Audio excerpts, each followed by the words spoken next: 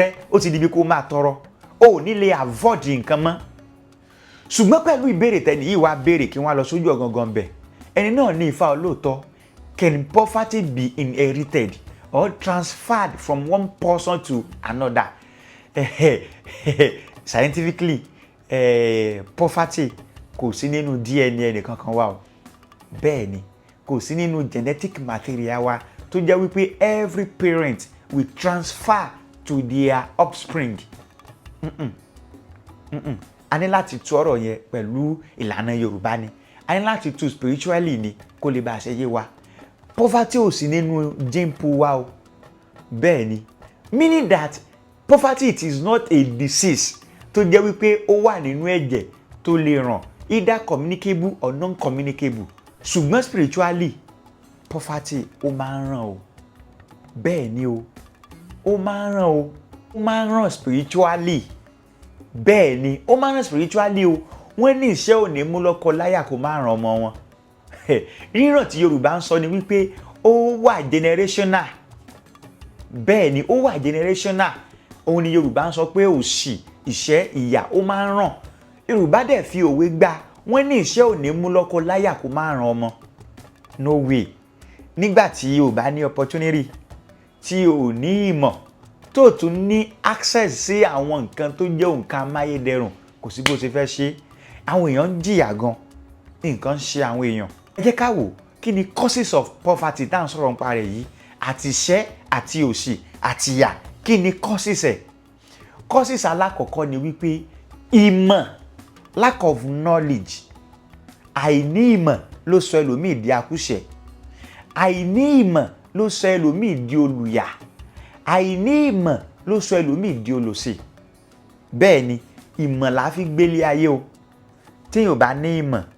èèyàn wà nínú òkun ayé ni o téèyàn bá ní ìmọ̀ ayé òdì lèèyàn máa gbé téèyàn bá ní ìmọ̀ ayé àyálò lèèyàn máa lò ìmọ̀ ni ó jẹ́ kéèyàn mọ bóòlù àṣẹ rìnrìn ayé táyé fi tọ́ ìmọ̀ ni ó jẹ́ kéèyàn mọ bóòlù àṣẹ rìnrìn ayé téèyàn kì í fi fẹsẹ̀ gún ẹ̀gún ayé ìmọ̀ ni ó jẹ́ kéèyàn mọ ibi tó yẹ kéèyàn ti rákò èèyàn gbọ́dọ̀ rákò ńbẹ̀ ibi tó yẹ kéèyàn ti pánú èèyàn gbọ́dọ̀ pánú ibi tó yẹ kéèyàn ti lu ọgbọ́n kéèyàn lu ọgbọ́n ìmọ̀ la fi gbé ìlú o ìmọ̀ la fi ṣe ayé so many people ló jẹ́ wípé àìní ìmọ̀ wọn ló sọ wọ́n di olòṣì Ifá tó ní ẹ̀fúùfù lẹ̀lẹ̀ ní ìṣèwé àgbààgbà júbẹ́júbẹ́ àdúrà fèrè àti sọlọ́tàn pòpò ìrà ọ̀fẹ́ pòpò òdenu ọmọlẹ́bí ẹni ò fẹ́ràn ẹni torí pé lómi ò ní mọ̀ Ọlọ́run dẹ̀ gbégbà fún Ọlọ́run gbé ayé fún ó dẹ̀ gbéra rẹ̀ hàn sí gbangba ayé wọ́n sì fi ti ń jẹ́ òṣì ti ń jẹ́ ìṣẹ́ ti ń jẹ́ ìyà wọ́n dẹ̀ fi lù ú kùmọ̀ wọ́n fi pa ògo ẹ̀ mọ́lẹ̀ tó bá jẹ́ pé ẹni náà bá ní ìmọ̀ ni á mọ̀ wípé ipò tẹ́lẹ̀dùmarè tó òun sí ó yẹ kóun lò pẹ̀lú ìmọ̀ ó yẹ kóun lò pẹ̀lú òye ó yẹ kóun fi ọgbọ́n sí i wọ́n ní baálé ilé ẹ rọra ìyálé ilé ẹ rọra tí Ifá bá fún yín lára àdá ẹ rọra mi ò sọ èyí láti sọ wá di ahun o mi ò sọ eléyìí láti sọ wá di akágọ́nù o mi ò sọ eléyìí láti jẹ́ ká má ṣe oore fáwọn tó yẹ ká ṣe oore fún o ṣùgbọ́n ìmọ̀ ṣe pàtàkì ìmọ̀ ṣe kókó níbi tó bá ti ń wá ìmọ̀ ayé ló ti mọ̀ wípé irúfẹ́ àwọn èèyàn báyìí wọ́n fẹ́ mi fún re irúfẹ́ àwọn èèyàn báyìí wọn ò fẹ́ mi fún re irúfẹ́ àwọn èèyàn báyìí ó yẹ kí n pákùn fún wọn ni kí n má ṣe bí ẹni pé mo yó torí wọ́n sọ wípé aáyán tó bá ń jẹ lẹ́gbẹ̀ẹ́ ògiri adìẹ ò ní gbé so many people ló sọra rẹ̀ di olòṣì nípasẹ̀ wípé kò nímọ̀ nípa ayé ó dẹ̀ lọ rè gbé rẹ̀ fún àwọn ọ̀tá bákan náà èpè ọmọ àjà lóòjọ́ àgbáríjọ èpè tó máa ń di ègún ó sọ ẹlòmíì di olòṣì bẹ́ẹ̀ ni Ifá jẹ́ ká mọ̀ wípé wọ́n máa ń fìyàn gégùn wọ́n máa ń fìyàn ṣépè tó jẹ́ wípé ọ̀gangan èpè tí wọ́n fìyàn ṣẹ́ ọ̀gangan ègún tí wọ́n fìyàn gún náà ni wípé kí òṣì ìṣẹ́ ìyà kó máa báyàn gbé nítorí pé wọ́n á máa fìyàn ṣépè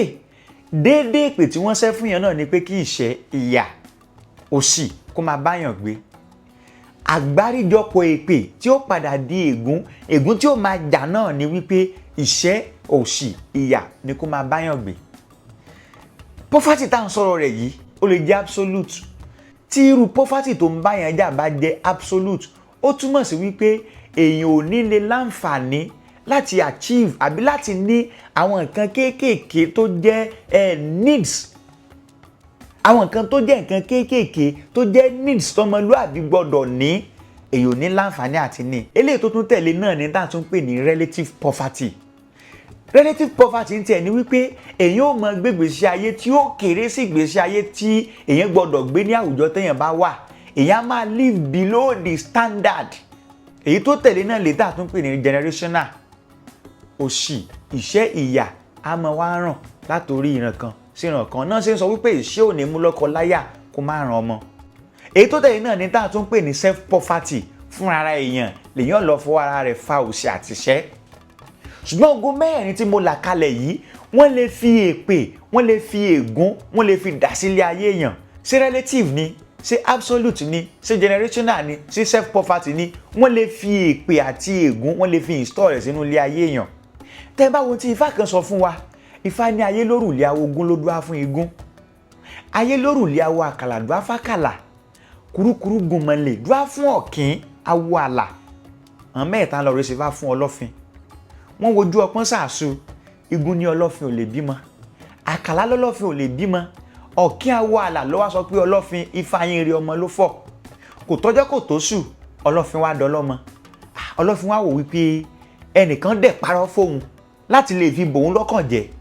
tóun bá ti ronú tóun bá ti lọ kú ńkọ́, tóun ti wò pọ́n kú sọ pé òun ò lè bímọ. ó wá mú gàngàn wọ àṣẹ rẹ̀ ó fi ta igún, ó ní kí igún ọmọ pọ́n lásọ. ó fi ta àkàlà náà ó ní kó náà mọ̀ pọ́n lásọ. ó fi wo yìí kan náà ó fi ta ọ̀kín ó ní káṣọ tiẹ̀ mọ́ kóun mọ̀ ṣe ọlá kó mọ̀ ṣe ọlà kó mọ̀ wà nínú re. ẹ rí wípé táṣọ èèyàn bá ń pọ́n it is a reflection, it is a pointer to poverty. ẹjọ́ igúnnugún àti àkàlà náà ń ta lépè ṣé mọ̀ pé ọwọ́ ara wọn náà fi fa poverty fúnra wọn. ọwọ́ ara wọn tí wọn ò bá wá tètè rí èpè yẹn wẹ̀ á di ègún. ègún yẹn máa wá lọ di tá à ń pè ní generational poverty. bẹ́ẹ̀ ni yóò di tá à ń pè ní generational poverty, meaning that wọ́n á máa fìyàn ṣépè, wọ́n á máa fìyàn gégùn tí n tán pè ní ìṣẹ́ àtìyà tí ó dẹ̀ máa báyàn gbé, tí ó dẹ̀ máa báyàn jẹ, tí ó dẹ̀ máa báyàn mu, tí ó máa báyàn lò. lábẹ́ bákan náà ní tó tún lè fa ìṣẹ́ ìyà òṣì òun náà ni tá à ń pè ní lack of discipline. àìlèkóra ẹni níjàánu, àìlèṣepinnu. ọ̀pọ̀lọpọ̀ yẹn ti fi sọ́ra rẹ̀ di olòṣì. tẹ́ ẹ bá wo tí Ifá kan sọ, Ifá ní ẹmọ́ nírẹ́kọ tiẹ̀ ìwẹ́lẹ́ làkọ̀sìmọ̀bà nírẹ́kọ tiẹ̀ ní mẹ̀sọ̀mẹ̀sọ. adúbá fún akápò eléyìí tí ń lọ rèé tí okó bọ̀